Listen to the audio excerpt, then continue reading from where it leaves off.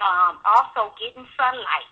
I know that when it gets into these colder months, we say, oh, it's too cold to go outside. You can still have your jacket on and your hat, but it really does make a difference of getting up in the morning or sometimes during the day and getting some air, getting outside, actually letting that sun hit somewhere on your body, that vitamin D being able to penetrate the body, where active vitamin D actually is activated once the sunlight hits your body, within your body. That helps you. It's just getting some air. Folks stay in the house too much, and we're not, and staying into the house, it lessens our immunity two ways. One, we're not getting, the oxygen that's coming from the trees and the plants and vitamin D and from the sun, but it also lessens our immunity because we're keeping ourselves from other bacteria and so-called other germs, because we've gotten to the point where we're so overly sanitary that our body never gets any exercise of fighting off little germs. And so you get to the point where if you stay in the house so much, and you go outside, the wind blow the wrong way, and you get a whiff of something that you're just not used to, your body goes into a total attack because it's not used to being approached by these different things. It's similar to the science of when the Europeans came to North America and the Native Americans had not been around them. They brought all these diseases and everything from Europe, and the natives couldn't fight it. Their immune system could not fight that because they had never seen nothing like that before. Their bodies had never smallpox and all that. Their body didn't know how to fight it. And so nowadays we're doing almost, I won't say to that same level, but to stay in the house all the time, you're in front of the TV, you're not getting outside and socializing and things of that sort, that can lower your immunity. So you want to balance out getting some air even in the winter months. I know we want to stay inside, but you do need, I'm not saying going out there when it's a blizzard or when it's super cold, but it's nothing, just go out, sit on your porch or, take a short walk and just get some air. And it really helps the body. I'm laughing because I am so guilty of that. I say when wintertime hits, especially not because I live in Detroit and it's a special kind of cold up here. So I say from November to like the end of March, early April, I do not leave my house unless it's food related. If I'm going grocery shopping or if I'm going out to eat, some food is I know I have food issues. Food is the only thing that can get me to walk out there because I think cold is the most racist thing in the world. I don't feel But like they bother with being it. outside helps your stress levels. You have so many people that as soon as the wintertime comes, they're depressed. Hmm.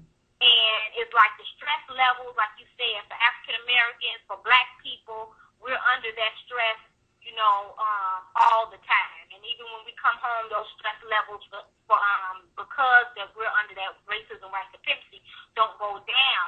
So it seems like when the summertime passes, everybody's smiling and want to wear bright colors and this, that, and the other. And then as soon as the wintertime hits, you got on your grays, your blacks, your blues, your hats on, and you're sitting in the house in your jogging pants, and you're dealing with the depression. And disease is not only disease starts in the mind as well. So some of the things we tell our clients when they're sick or dealing with any type of disease, and when you get up in the morning, look in the mirror and laugh. Just laugh. It does something to feel good mentally, and it can help your body heal. So Now, what role do you think that maybe some deep breathing exercises might play in boosting uh, immunity? oh yeah, that goes right back into something you touched on with meditation, being focused, clearing your lungs, and just taking some time, some silent time alone, breathing, going in, breathing through your nose, learning how to breathe correctly, which means you take in air through your nose, your stomach feels up and it's round, and then you can put the tongue at the roof of your mouth and then release that air from your nose or from your mouth in a slow motion. Just doing that back and forth for maybe 2 or 3 minutes can help. So that that goes into yoga and Tai Chi and meditation and just taking some time.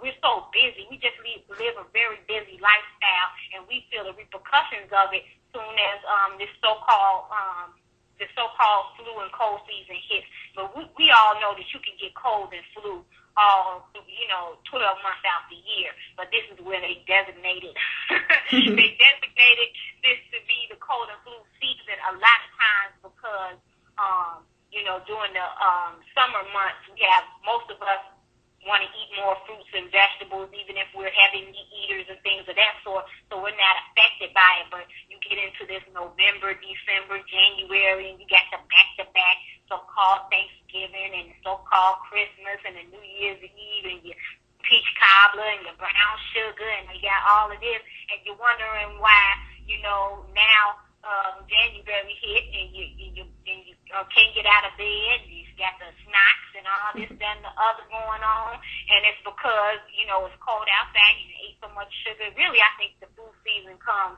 because of all these so-called holidays that's back to back to back during the winter time, especially kicking off in October with Halloween. All this sugar. You know what? You make a really, really good point because it is back to back. You have Halloween and all that candy, and that usually lasts a couple weeks. And then you have Thanksgiving, and Lord only knows what we eat in the Thanksgiving. And then you have leftovers for a while. And then you get into December, and you have your pre-Christmas parties. And some of us be fake. We'll go to a Hanukkah party. We don't care. We'll go to whatever whatever holiday they celebrate, and whether we're of that faith or not. And then after Christmas, then you got New Year's. And yeah, you're right. By the time that's over with, it's a wrap. And right. And now we got a resolution, right? Exactly. Because, oh, Lord, if you just help me get through this, I promise I'll never do it again. And knowing you lying, because the next year you're going to be on it. And I'm glad you mentioned that, too, because one of my Facebook friends, Rhonda Muhammad, made an interesting point, and so I researched it.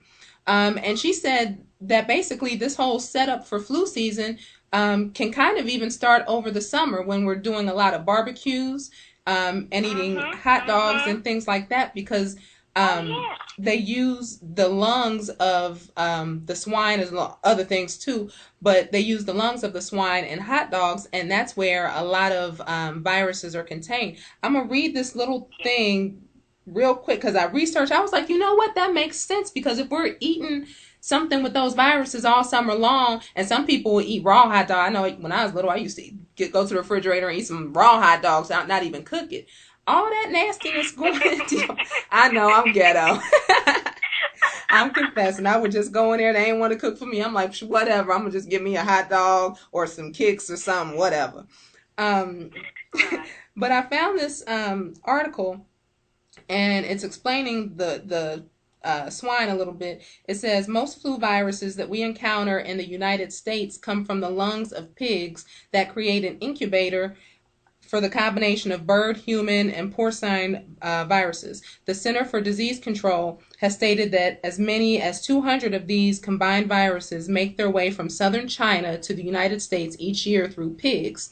Pigs scavenge and eat anything in their path, including dead insects, worms, rotting carcasses, rats, their own feces, garbage, and other pigs. Whatever a pig eats turns into meat on its bone within a few hours. Pork is virtually undigested garbage. Flu viruses in pork live in the lungs. A professor at the London Institute for Virus Research states that flu viruses remained alive and active and were found in sausages, hot dogs, ham, bacon, pork chops, virtually all pork products. This means that flu viruses and other viruses that live in the lungs of pigs and in the tissue of pigs survive the cooking and preparation process. When you eat any pork product, you're eating living dangerous viruses. So I thought that was kind of deep, because I agree with you. I've always said, boy, we eat so much during the winter, but I never thought about those early kind of flus that we can get sometimes, and all the stuff with the 4th of July and Labor Day, Memorial Day, all that stuff we've been eating all summer. Oh, yes. And Now, it used to be a time, I don't know if some people remember this who may have some country people in their family, but even though a lot of people eat pork and with barbecue during the summertime, I remember some of the old folks saying, well, when it hot like this, you don't want to eat all that pork. It wasn't like they were anti-pork, but they were like, well, watch where you get your pork from, and it's too hot, you're going to get sick. We used to do things last the oil. Oh, so you're breaking up just a little bit. Are you still with us? Sister Divine? Hello? Okay, yes, ma'am.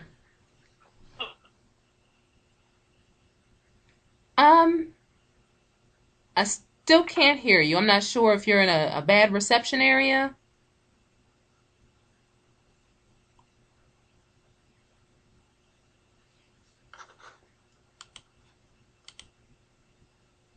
Sister Divine?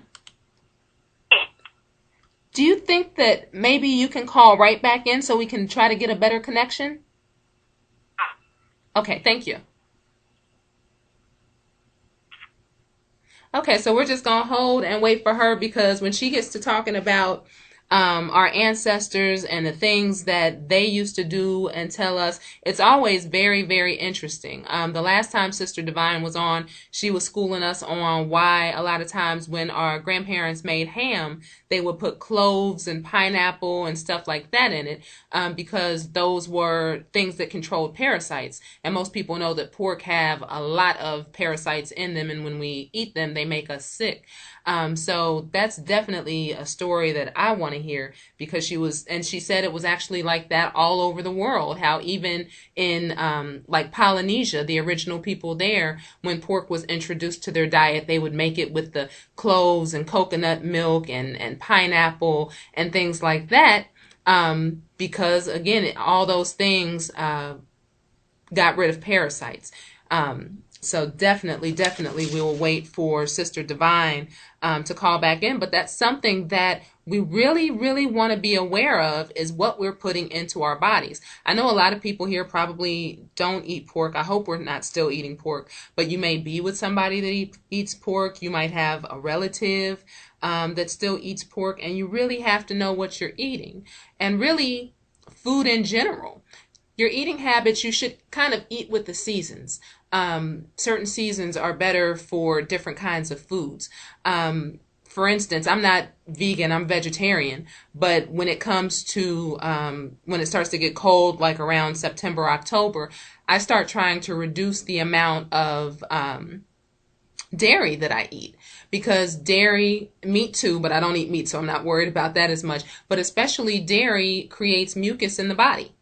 It's very, very mucus forming. So if you're sitting there and you're eating a whole lot of dairy products, you're going to have issues. And actually, if you go to my blog, messagetotheblackfam.com, that's message the number 2, theblackfam.com. There's a video there that shows you how to make some drinks that'll help you detoxify and also how to use what they call a neti pot that will rinse out your sinuses and get rid of some of that excess mucus. But we'll get into that in a moment. Looks like we just got Sister Divine back on the line. We're going to bring her back on because, like I said, when she gets into talking about what our ancestors did and how they handled eating pork and things like that, it's very, very interesting. Are you back with us, sis? Peace, sister. Can you hear me? Yes, that's great. That's great. Okay, sorry about that. I'm on my cell, so I apologize. No problem. Okay, and I was just talking real quick about, even though our ancestors, grandmama, big dad ate pork, there would be times they knew that, okay, it's too hot. We don't eat all of this pork. I'm not going to eat all day. We have this consumption right now in modern times where we just eat. There's no off switch. And we're saying that, that's our culture, or, we're holding on to the slaves did this, the slaves did that. No, the slaves cleaned themselves out. Even Big Mama at a certain time knew to clean herself out. So it's ways, and this is a way to build your immunity too, because again, you need to, if you have not moved your bowels, pork and beef, it sits in your stomach. It's really hard to break down, especially if you're not one that eats foods that helps break down foods like papaya and pineapple and things of that sort. So you